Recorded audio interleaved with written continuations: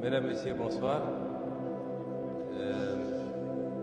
Nous sommes là dans le cadre du premier contact entre la délégation de la France Insoumise, conduite par M.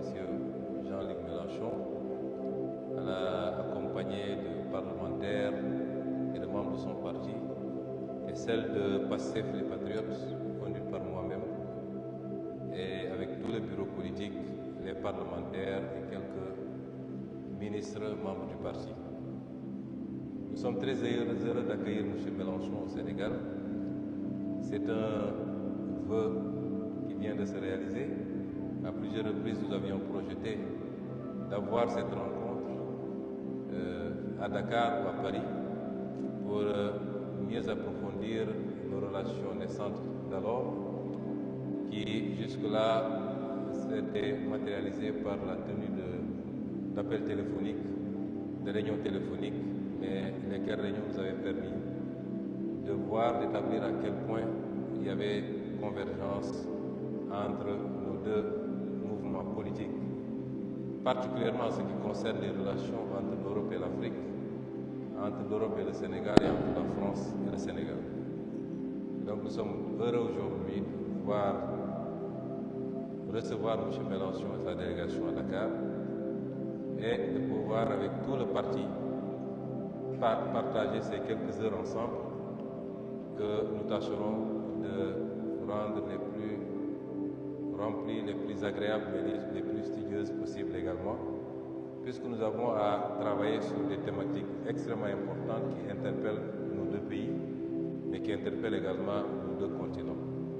Je voudrais également remercier M. Mélenchon et l'ensemble de sa délégation pour leur soutien sans faille, constant, durant tout le temps qu'a duré la persécution contre notre parti politique, contre nos militants et contre moi-même. Le mouvement La France Insoumise a été très présente et tout le monde a pu voir à quel point son soutien a été constant, sans arrière-pensée, au nom de la défense de la liberté, des valeurs que nous partageons, de la démocratie, mais également de la justice, tout simplement. M. Mélenchon, merci. Et veuillez transmettre nos remerciements à tout votre mouvement en France et dans le monde entier. Et nous sommes heureux également de pouvoir partager demain avec M. Mélenchon une conférence de presse, une conférence publique qui sera coanimée à l'université Cheikh Anta Diop de Dakar devant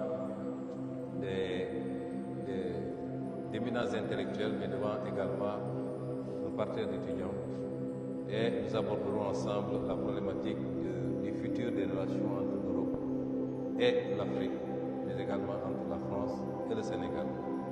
Je veux simplement préciser que nous accueillons la délégation de France Insoumise en tant que mouvement politique et nous les accueillons nous en tant que parti politique. Je ne voudrais pas que l'amalgame soit fait. Ce n'est pas le Premier ministre du Sénégal qui accueille M. Mélenchon, même s'il est assez difficile de dissocier les deux, mais c'est le président du parti politique Pastef les Patriotes qui, au nom de tout son parti, exprime toute sa satisfaction à recevoir cette délégation de la France insoumise et à pouvoir travailler sur les 2 prochains jours sur les problématiques que nous partageons. Je souhaite donc un très bon séjour à M. Mélenchon et à sa délégation. Je vous remercie.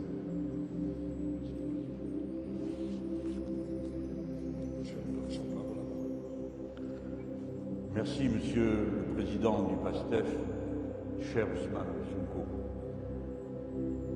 Vous avez eu raison de situer le cadre dans lequel se déroule notre rencontre. Quels que soient mes rapports avec le gouvernement et les autorités de la France, il va de soi que je souhaite la plus intense et la plus sincère et la plus mutuellement profitable des relations entre ma patrie et la vôtre. Dès lors, c'est comme partenaire politique que nous nous rencontrons. Et partenaire ne veut pas dire identique, je préfère libérer tout de suite l'éventuelle discussion. Nous ne sommes plus au XXe siècle et nous ne formons plus des syndicats de partis frères, ou supposait-elle, nous sommes des partenaires, c'est-à-dire que chacun, nous avons une politique, des objectifs, et c'est vrai, que sur de très nombreux points, ils convergent absolument. Sur le rapport qui existe entre la souveraineté du peuple, l'indépendance et la liberté, nous sommes en absolue convergence de vue. Sur le refus des politiques impériales, sur la nécessité de passer des bons sentiments aux accords concrets sur les sujets majeurs de notre temps, pour lesquels la France a, son peuple, le besoin terrible de l'aide du Sénégal, de sa jeunesse entreprenante, de ses intelligences disponibles. Et je pense à tout ce que l'on peut faire en direction de la conquête et de l'exploration de l'espace, puisque votre nation marche parmi les premières de celles d'Afrique qui sont en état d'y prétendre. Et le XXe siècle étant terminé, ainsi que les périodes de colonisation qui vous ont accablé pendant ce siècle, le moment est venu d'entrer dans une nouvelle ère du travail, c'est-à-dire où des causes communes nous rassemblent. Il y a cause commune sur l'espace, il y a cause commune sur la mer, il y a cause commune sur la façon avec laquelle nous pouvons aborder le problème de la vie, de la langue commune. Car n'en déplaise à quelques-uns de mes compatriotes, la langue commune, dont Sédar Senghor a été le premier chantre commun, la langue commune appartient d'abord à ceux qui la parlent. Et ceux qui la parlent, les plus nombreux, sont des Africains. Dès lors, c'est leur inventivité, leur créativité, leurs talents artistiques qui la nourrissent. Et je compte bien que les Français en profitent, s'ils ne sont plus eux-mêmes capables de le comprendre tout de suite.